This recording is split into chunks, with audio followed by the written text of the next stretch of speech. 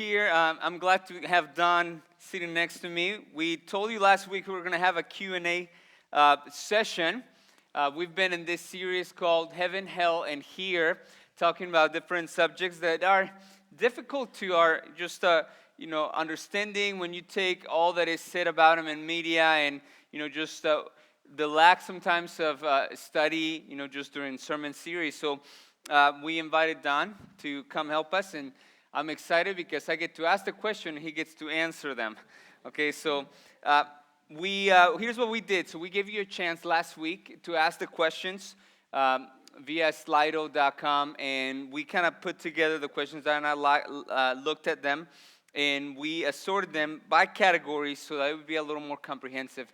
I want you to know some of the questions were answered during the messages over the last 3 weeks, so I encourage you to go to our YouTube channel and you can get them, some of them there. So the first question, Don, that was common, thinking of this idea of heaven, what it is and where it is. And so what does the Bible say about that? Yeah, as Ben and Doyle mentioned, a lot of times we've learned more about heaven from inaccurate places like cartoons or The Far Side or different things like that. And, we think that it's this place that's otherworldly. It's going to be, sort of floating on the clouds, playing harp and wearing Greek togas or something like that. I'm not sure what that's going to be like. But when we talk about heaven, Isaiah talks about that God will make a new heaven and a new earth. Paul talks about in Romans, he says that the current earth is groaning under the weight of sin. You remember all the way back in the Garden of Eden, God created the earth in a perfect realm. It was perfection, and sin really changed all of that.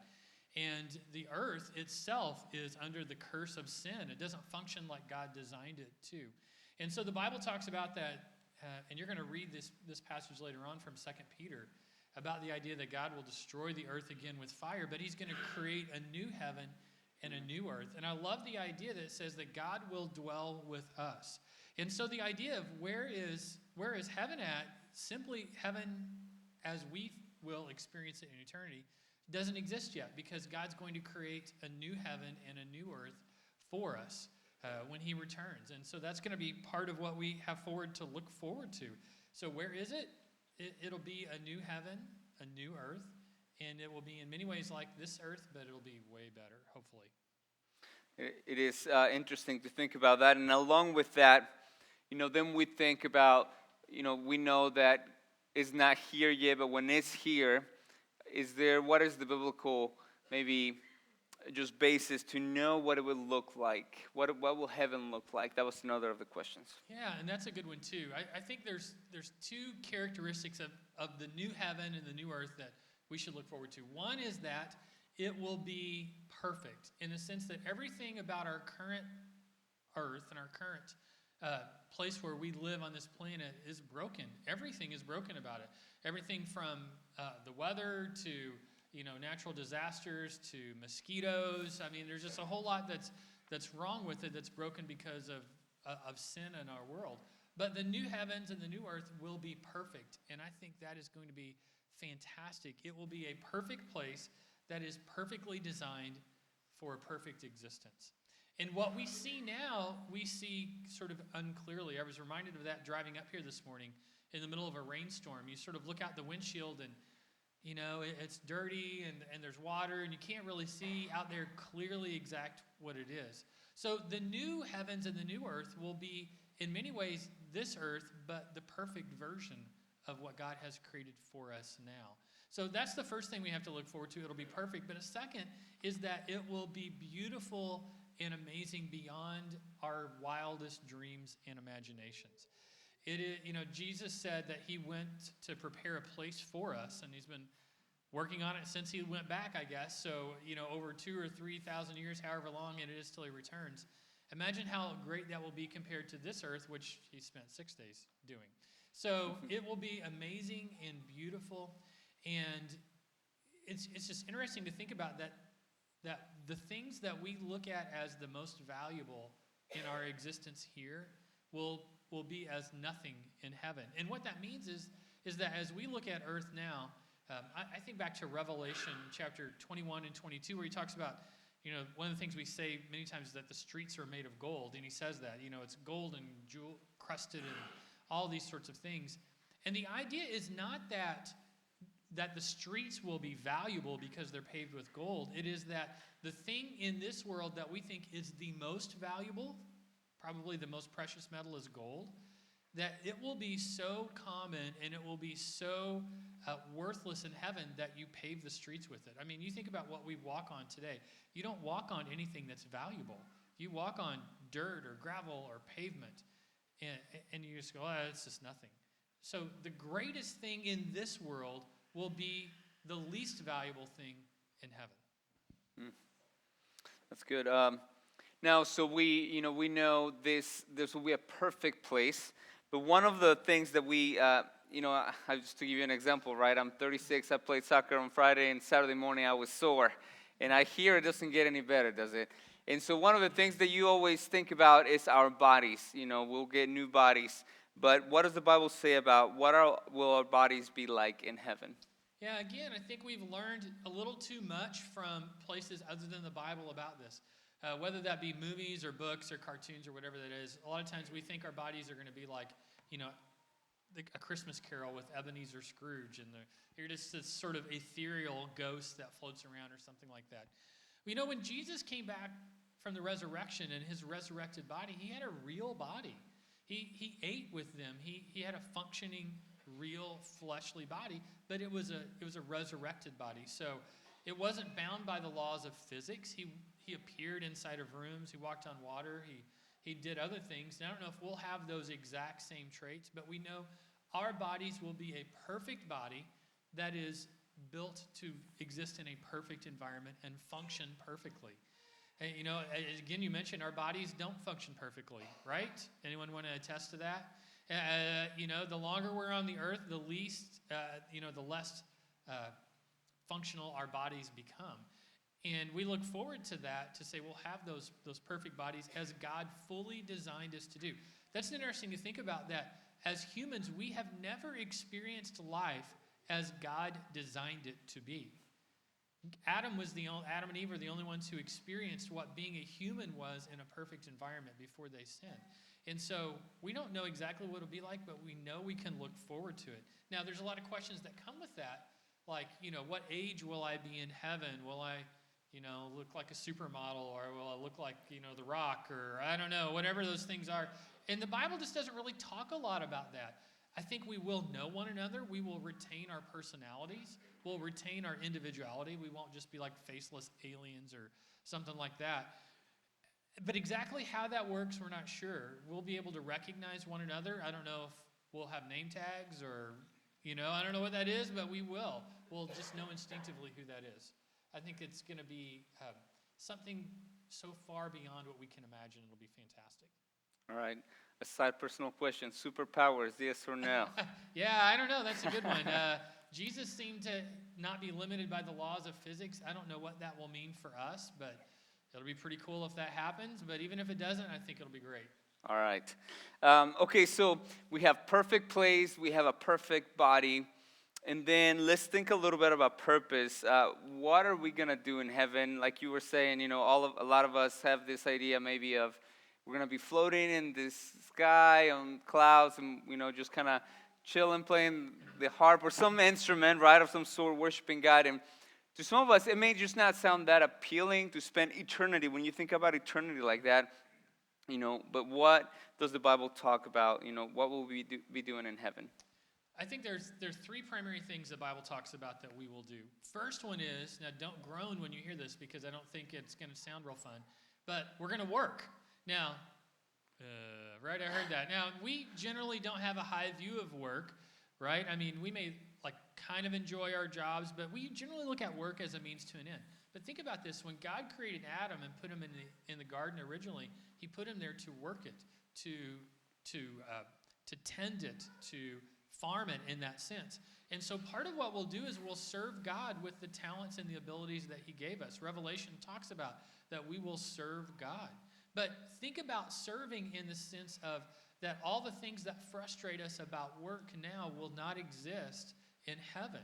in the sense that it won't be difficult. It won't make us tired. It will only bring fulfillment. So think about the things that God has gifted and talented you with that you love to do, and you will get to do those things to serve him eternally. I think that'll be really, really great to have that fulfilled purpose.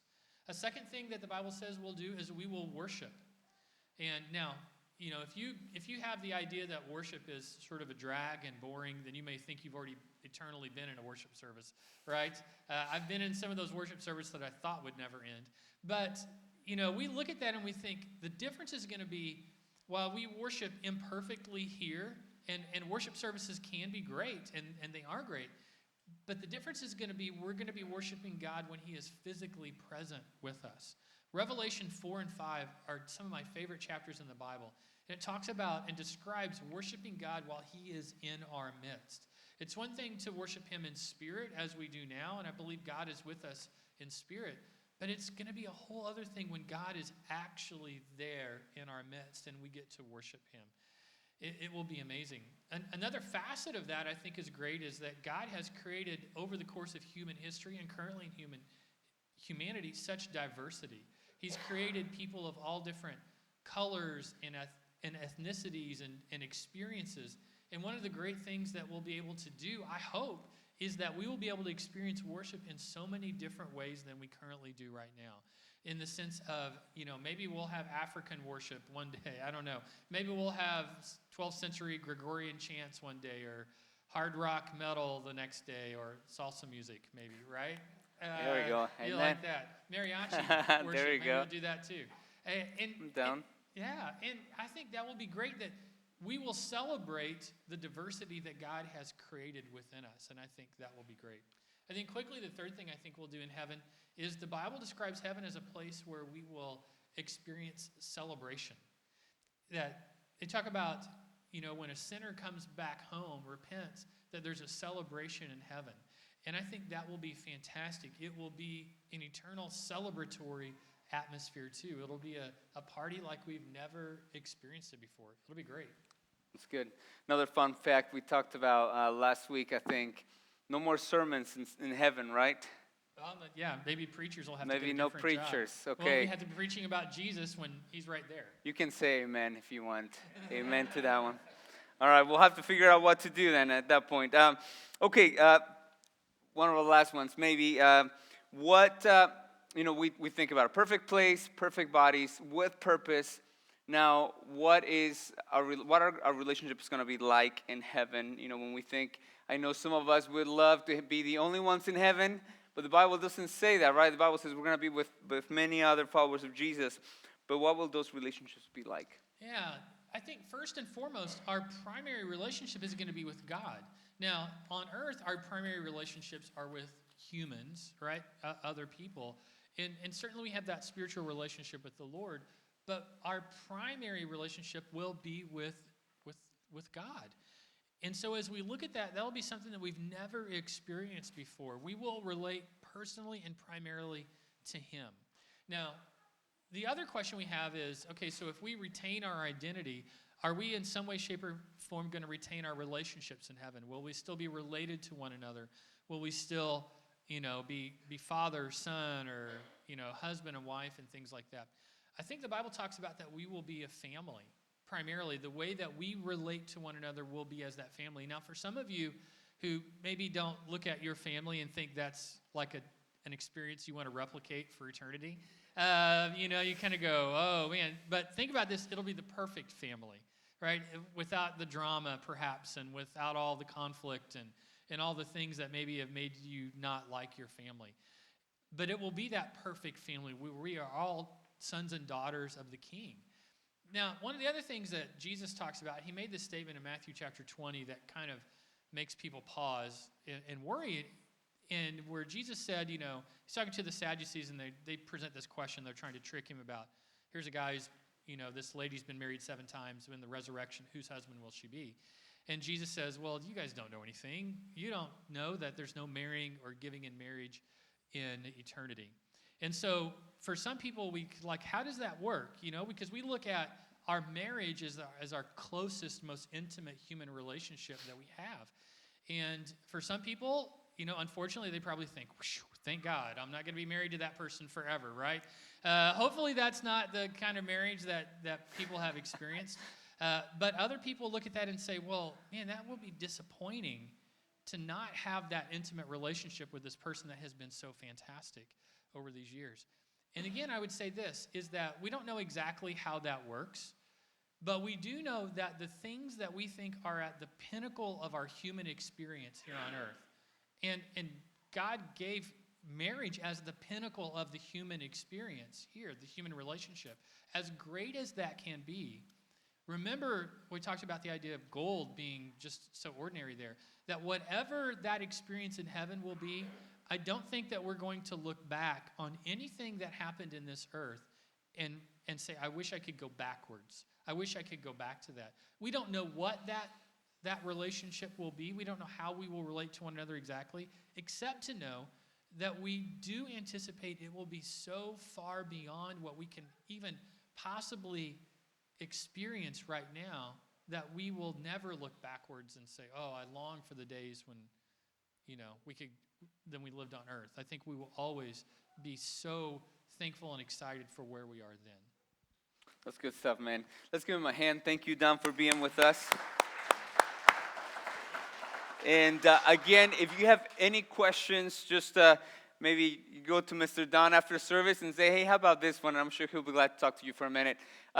Would you go ahead and watch this video, and then we'll continue.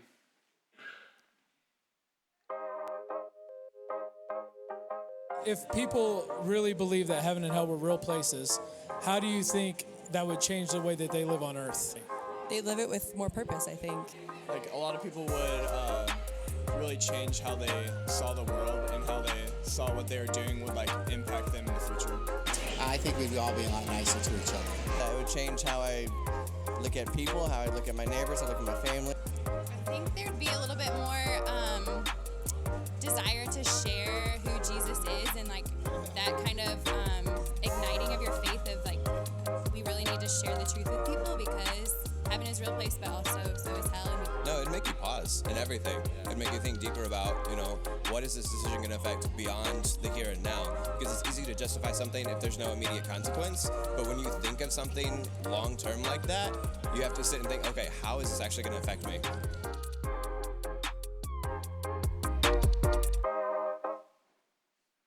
So we are closing our sermon series on heaven, hell, and here, and we're going to focus on the here, because I want to tell you that heaven and hell began here right now. The reality of heaven and hell have implications in our lives today. The point of talking about these subjects, though we try to do our best to answer some of the most common questions, was never to fully explain them. In fact, I don't think that we can fully understand them or explain them.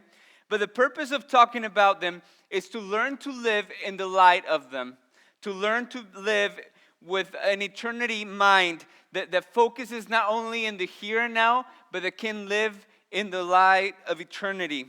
We need to become future-minded people. And so what do we do with heaven and hell now? I want to give you 4 things that we can do. Number 1, what's really important about heaven and hell is that they are real. What's really important about heaven and hell is that they are real. I was having a conversation with a friend of mine this week, and he was just talking about how some motivations are purer than others. He just made the point and said, listen, if all we're trying to do is try to avoid hell and maybe go into heaven, get into heaven, he's like, is this really how we're supposed to live? Is that a true, honest motivation for it?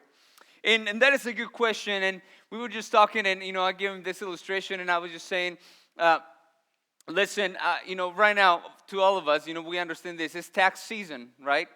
And how many of you have filed your taxes yet? Don't worry, there's no IRS officer here, so you can be honest. But all of us, probably by April 15th, will have to do so, right? You have to do so. Now, some of us will do it because you just have too much money and you want to share that with everybody else, and you love and trust the government 100%, and you love the way that they handle that money, right? That's a possibility. It may be out there. For some of us, there's another reason. You just see the benefits in society. right? You see the education, you see how it invests in the kids, you see how it invests in roads and first responders and safety. And sometimes you have used those services and you realize that's good. It's part of it.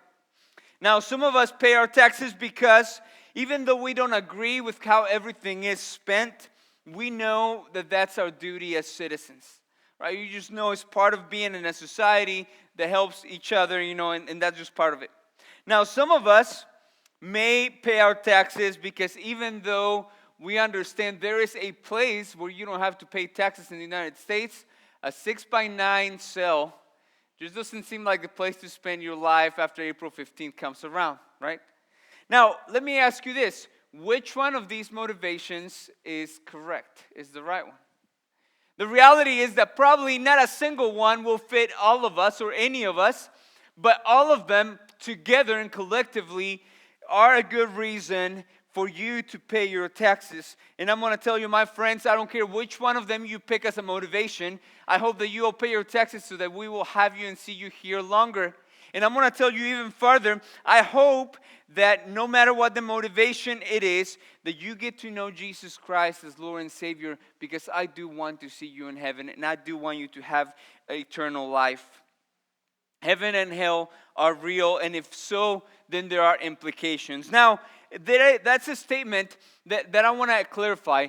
If you, for some reason, are in this room and you don't believe in God, or if you don't believe in the Bible as a reliable revelation of God, I would love to have that conversation. You can email me, you can call me, we can talk further. I love having these conversations with people, share why I believe in God and why I believe the Bible is a reliable source of truth. But if you don't, I want to have that conversation. But today, I want to have a different conversation. I want to assume that we are there. So if heaven and hell are real, then what are the implications of it? We cannot live the same way. We must share the message of the gospel if they are real. Some of you have found, maybe I have shown it here, if you've been at Harvester for a while, this video of Penn Jillette, which is the talkative side of Penn and Teller, one of Las Vegas comedy, illusion team. And they've been on TV multiple times. In fact, they have their own program on Showtime. But one of the things that he shared in a video blog was him just sharing the experience of him receiving the gift of a Bible. Now, if you know this, Penn Jillette is an atheist. He doesn't believe there is a God. But he shares this, the story of this man coming after one of his shows and giving him a Bible. And here's what he says, and here's what I wanted to just quote. It's a 5-6 minute video, so we didn't have time to share it this morning. But here's what I want you to get. Penn, towards the end of the video, makes a series of statements that I think as a follower of Christ, you need to hear this morning. Here's what he says. I've always said, this is Penn, an atheist, saying this. I've always said, I don't respect people who don't proselytize. I don't respect that at all. If you believe that there's a heaven and hell, and that people could be going to hell and not getting eternal life or whatever, and you think that it's really not worth telling them because it would make it socially awkward, how much do you have to hate somebody to not proselytize? How much do you have to hate somebody to believe that everlasting life is possible and not tell them that? I mean, if I believed beyond the shadow of a doubt that a truck was coming at you and you didn't believe it, but that truck was bearing down on you, there's a certain point where I tackle you. And that is more important. Believing that is more important than that social awkwardness. And I've always thought and written about that conceptually. So even someone who is an atheist realizes, hey, if heaven and hell are real and you truly believe that, you should share that message with others. Now, I want to give you another encouragement. We hear about how the man that gave him this Bible had an impact on Penn Jillette. But many times we haven't heard the other story. And I want to share this because it's important for you to hear it. The person that actually shared this Bible was Tim Berentz. And he is just a businessman in Vegas that works there, went to one of his shows. And he's like, I just felt like I had to share with Penn Jillette and give him this Bible. But what we don't know is how that went down. So even though obviously this made an impact on Penn Jillette's life, to make this video blog. When you ask Tim, he tells you a completely different story. He said, I went to, after the show, and I gave him the Bible, and he's like, and Penn Jillette just looked it straight at me, and he said, have you ever read this book? He's like, because I've read it a couple of times. Have you? Now, Tim Berens, the guy that shared this Bible with Penn Jillette, he said he's dyslexic, and he's like, well, Penn, actually, I'm dyslexic, and I can't read for very long, but he's like, but I've been listening. I have an app on my phone, and I've been listening to, some of the passages, but no, I have not read it. And he said that he felt like, with a confrontational tone, how Penn Jillette just kind of shamed him a little bit for not reading the Bible. He's like, you need to read it before you share it with others, because I have read it. And he kind of just, talked a little bit and then left. And Tim shares this story. He's like, man, I feel like I just blown it. Like, I just messed it up. It's like I was trying to share God and I've blown it. But here's one thing that I want you to understand. Our job is not to feel successful. It's to be faithful, even when you share the message. So if you believe that the Bible is real and that heaven is real and hell is real, and you share the message, you won't always feel successful. Sometimes, I'm sure you've experienced this. If you've ever tried to share your faith, you will experience that some people just are not ready. That some people will reject it. That some people will make fun of it. That some people will react in a different way than what you're expecting. And I want to tell you that's okay, because you don't see what it's doing in their hearts. You only plant the seed. You may not see it grow. But we must understand that if this is real, it needs to change our lives. Number 2, God warns us that about heaven, about hell, in order to bring a sobering humility to our lives. We need to understand that the reason why God warns us about hell is in order to bring a sobering humility to our lives. Jesus in Mark 9:43 says, if your hand causes you to stumble, cut it off.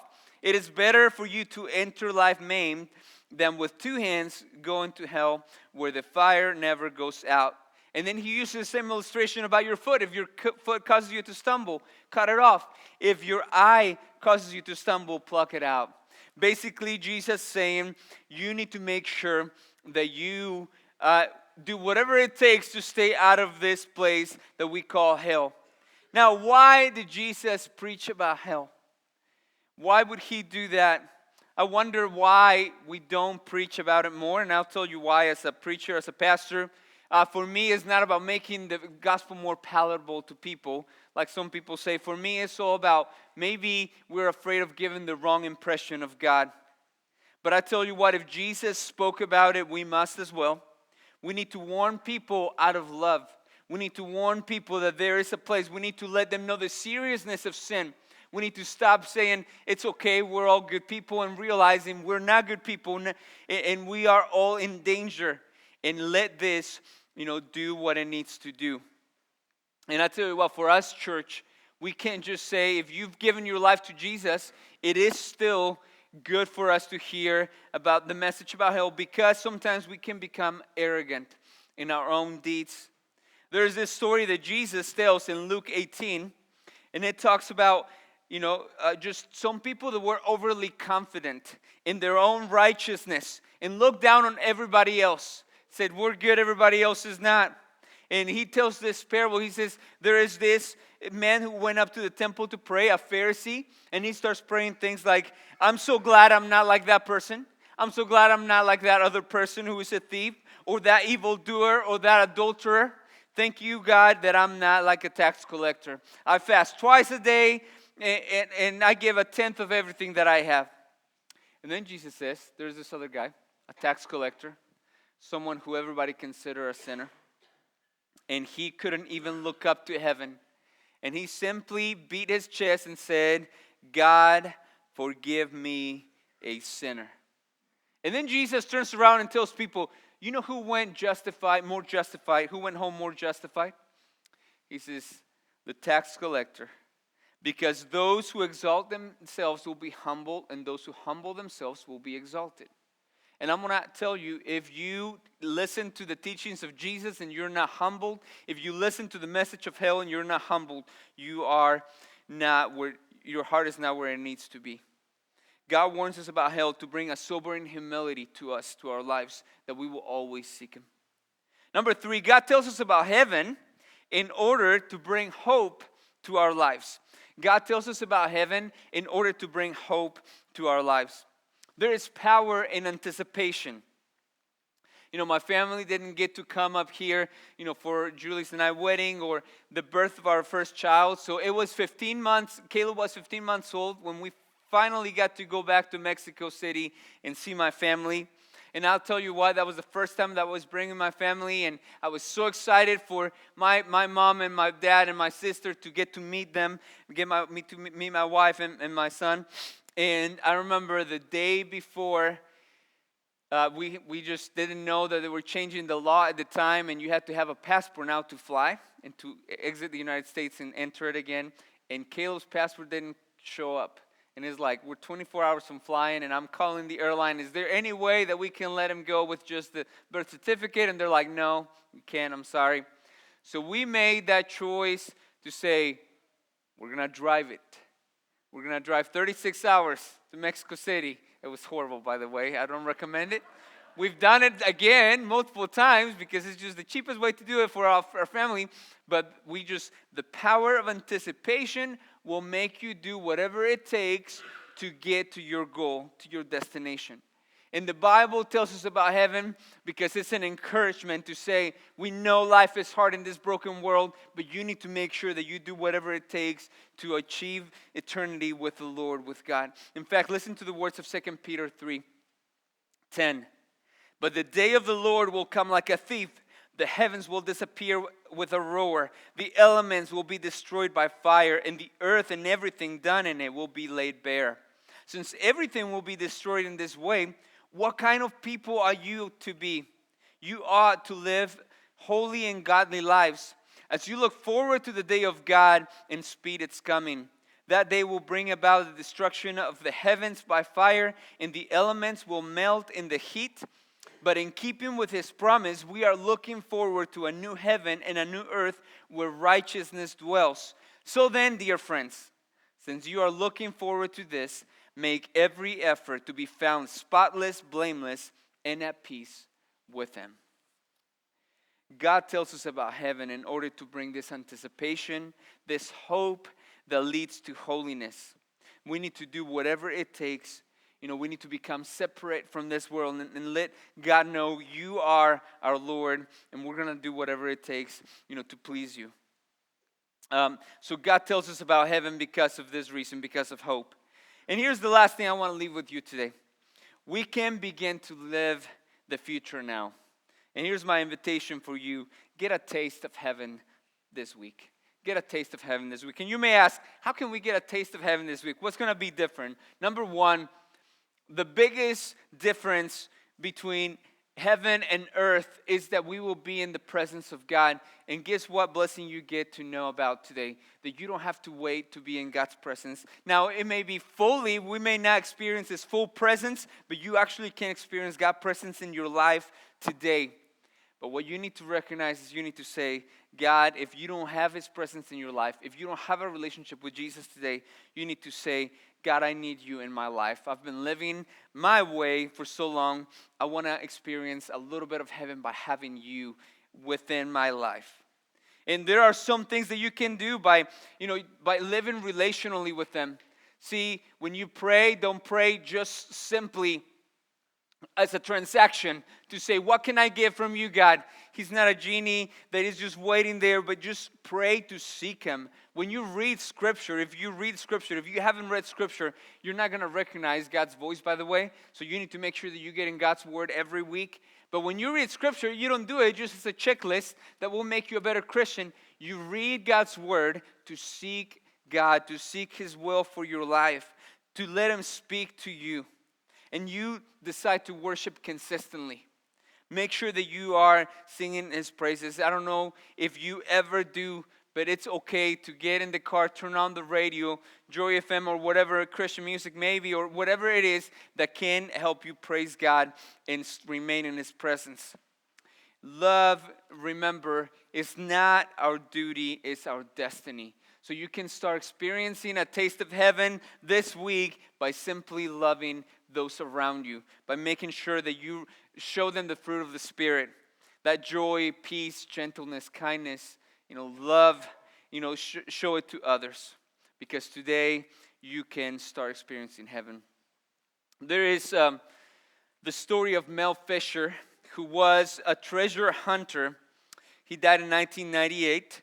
But he was in search for much of his life of this ship called the Atocha, which sank in 1622. This was a Spanish ship. And it was said that this ship had great treasure within it. And so Mel Fisher, being a history, just a guy that loved history, he really, thought he could find this ship and this treasure. Now, he went through multiple crews, because they would look and look and look, and they would quit on him. And so he finally decided to put this sign above a door where his office was that said, "Today is the day." And the reason why he put this sign is to remind his crew, today is the day that we're going to go out and we can find this ship and we can find this treasure. And sure enough, they would go out and it would be there. Today is the day. And I tell you what, one of those days, he actually found the ship. And with it, he found $400 million worth of treasure. $400 million. In fact, there's a picture right here of Mel Fisher. And he actually only found half of the ship, and with it, $400 million. In all, because every day he woke up and got ready and was reminded that today is the day. This is why God reminds us to live with eternity in mind. Not to create fear, but to create humility and hope. And I'm going to tell you, today may be the day. And you need to ask this question, am I ready for today? Am I ready to start living my future today? Would you pray with me? Father, thank you so much for who you are.